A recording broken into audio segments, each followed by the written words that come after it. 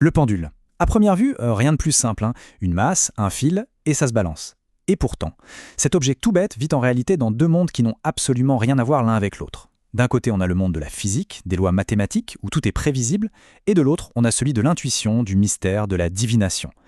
Alors comment est-ce qu'un seul et même objet peut incarner une contradiction pareille? C'est ce qu'on va explorer ensemble. Et voilà, on est au cœur du paradoxe. D'un côté, le pendule, c'est le symbole de la précision absolue. C'est l'outil qui a permis de mesurer le temps comme jamais auparavant, c'est l'âme des horloges, bref, c'est le triomphe de la raison. Et puis de l'autre côté, ce même objet est utilisé depuis la nuit des temps par des sourciers, des radiesthésistes, qui affirment qu'il peut capter des forces invisibles et répondre à n'importe quelle question. Comment on peut bien concilier ces deux visions? Pour le piger, il faut d'abord regarder chaque facette de plus près. Allez, on commence par le premier univers du pendule, celui de la science pure et dure. C'est là que le pendule a gagné ses galons d'objets parfaitement prévisibles, entièrement compris par l'esprit humain. On va voir comment des génies comme Galilée ou Foucault en ont fait un des piliers de la science moderne. C'est une histoire vraiment passionnante. L'histoire du pendule scientifique, elle se joue en 3 actes majeurs. Tout commence dans les années 1580. La légende raconte que Galilée, dans la cathédrale de Pise, s'ennuie un peu et se met à observer les lustres qui se balancent. Et là, il a une intuition géniale. Presque un siècle plus tard, en 1656, un scientifique néerlandais, Christian Huygens, reprend cette idée et invente l'horloge à pendule.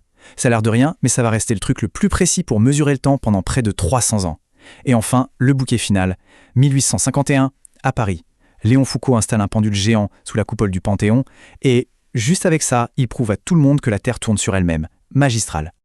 L'idée de génie de Galilée, c'est l'isochronisme. C'est un mot un peu barbare, mais l'idée est simple et en même temps assez folle. Que le pendule fasse un grand balancement ou un tout petit, il mettra toujours exactement le même temps pour faire un aller-retour. C'est complètement contre-intuitif, mais c'est cette régularité de métronome qui a fait du pendule un outil si précieux. C'est la base de toutes les horloges de précision qui ont révolutionné la navigation, la science et notre vie de tous les jours en fait. Et le plus beau, c'est que toute cette régularité, elle tient dans une formule mathématique d'une simplicité désarmante. T, c'est la période, le temps d'un aller-retour. Eh bien, cette période ne dépend que de 2 choses. L, la longueur du fil, et G, la gravité. C'est tout. Ce qui est dingue, c'est que la masse de l'objet, son poids ou même la largeur du balancement tant qu'elle reste petite, eh bien, ça ne change rien. C'est ça la beauté de la physique classique. Un système déterministe. On connaît les conditions de départ, on peut prédire son mouvement à l'infini, il n'y a aucune place pour le mystère. Bon.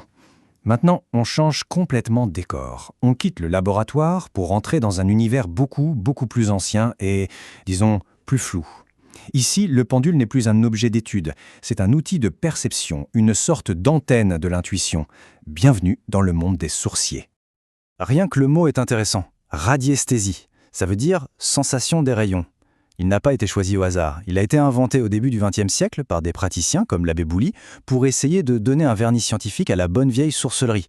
À l'époque, tout le monde était fasciné par la physique, les rayons X, la radioactivité, alors ils ont habillé leur pratique avec un vocabulaire qui sonnait moderne et prestigieux. C'était une sacrée opération de communication. Et quand on dit que la pratique est ancienne, ce n'est pas une blague. On trouve des traces de trucs similaires en Égypte ancienne ou en Chine pour trouver de l'eau. Au Moyen-Âge, en Europe, les mineurs se servaient de baguettes en bois pour, soi-disant, trouver les filons de minerai. Et cette pratique n'a jamais cessé d'évoluer. Au XXe siècle, un certain abbé Mermet a même popularisé la téléradiesthésie, c'est-à-dire l'art de trouver des objets ou des personnes disparues juste en balançant son pendule au-dessus d'une carte. Alors, la grande question, c'est qu'est-ce que ces pendules sont censés capter au juste? Eh bien, selon les croyants, comme ce fameux abbé Mermet, le pendule ne répond pas aux lois de la physique, mais à des forces invisibles. On parle de courants telluriques qui viendraient de la Terre, ou d'effluves énergétiques qui émaneraient de tout et de n'importe qui. Alors, ces mots sonnent très sérieux, mais soyons clairs, aucune de ces forces n'a jamais été mesurée ou détectée par le moindre appareil scientifique. On est dans le domaine de la croyance. Ok, on a nos deux mondes. D'un côté, la physique bien carrée, et de l'autre, la croyance en des forces mystérieuses. Il est temps de résoudre ce paradoxe. Forcément, la science est penchée sur la question pour comprendre ce qui fait vraiment bouger le pendule. Et la réponse, elle est à la fois toute simple et absolument fascinante. C'est la question cruciale. Si ce ne sont pas des énergies bizarres, d'où vient ce mouvement qui a l'air de sortir de nulle part ? Parce que, et c'est ça qui est le plus troublant pour la personne qui le tient, on a vraiment, sincèrement, l'impression de ne rien faire, d'être totalement immobile. Alors d'où vient ce mouvement qui semble vivre sa propre vie? Eh bien la réponse, il ne faut pas la chercher dehors, mais à l'intérieur de notre propre cerveau. Et cette réponse, elle a un nom, l'effet idéomoteur. L'idée ne date pas d'hier, elle a été formulée dès le 19e siècle par un chimiste français, Michel-Eugène Chevreul. Super intrigueux par ces histoires de pendules, il a fait des expériences toutes simples et il a découvert un truc incroyable. Le simple fait de penser à un mouvement ou de s'attendre à ce qu'il se produise suffit à déclencher de vraies contractions dans nos muscles. Des contractions minuscules, complètement involontaires, mais bien réelles. C'est l'idée, idéo, qui crée le mouvement moteur. Alors, comment ça marche ce truc, concrètement? On peut le décomposer en 4 étapes super logiques. 1. Ça commence par une attente. On se pose une question. Est-ce que la réponse est oui? Et notre cerveau anticipe déjà un certain mouvement. 2. Cette simple pensée active les zones du cerveau qui contrôlent les muscles. C'est totalement inconscient, en dehors de notre volonté. 3. Le cerveau envoie des micro-signaux à notre bras et à notre main. Ça provoque des contractions musculaires minuscules, tellement faibles qu'on ne les sent même pas. Et enfin, étape 4, le coup de génie. C'est là que la physique revient. Le pendule, c'est un amplificateur mécanique parfait. Ces micro-mouvements suffisent à lancer une toute petite oscillation qui va ensuite grandir, jusqu'à devenir un mouvement ample et bien visible. La personne qui tient le pendule est donc bien la source du mouvement, mais sans le savoir. Ok, donc ça explique le mouvement. Mais ça n'explique pas pourquoi on croit aux réponses. C'est là que la psychologie entre en scène avec un mécanisme hyper puissant, le biais de confirmation. En gros, notre cerveau est programmé pour accorder beaucoup plus d'importance à ce qui confirme ce qu'on pense déjà. Si on cherche les clés et que le pendule indique le bon tiroir, on va se dire « Waouh, c'est la preuve que ça marche !» Mais on va complètement zapper ou minimiser les 10 fois où il indiquait le mauvais endroit. On ne retient que les succès et on oublie les échecs. Et il y a un deuxième mécanisme qui joue à plein, la pensée magique. C'est cette tendance, très humaine, à vouloir voir des liens de cause à effet partout, même là où il n'y a que du hasard.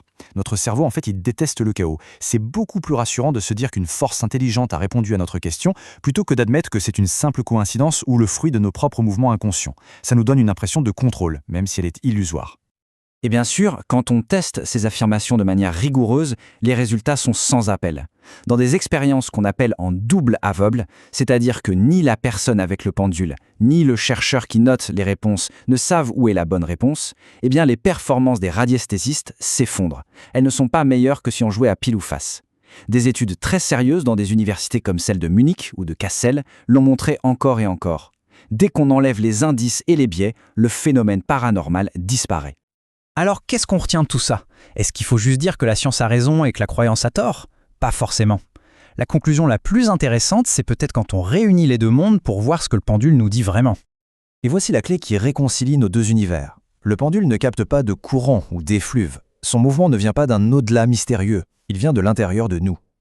En fait, il utilise les lois bien réelles de la physique, l'amplification mécanique, pour agir comme un miroir qui nous renvoie les signaux les plus subtils et inconscients de notre propre esprit. Et ça, loin de lui enlever son intérêt, ça le rend peut-être encore plus fascinant. Ce n'est pas surnaturel, mais ça révèle quelque chose de vraiment profond sur nous, sur la psychologie humaine. C'est une illustration parfaite de la puissance de notre inconscient, de la force de nos biais cognitifs et de la connexion incroyable entre notre cerveau et notre corps. Le pendule ne nous parle pas du monde, il nous parle de nous.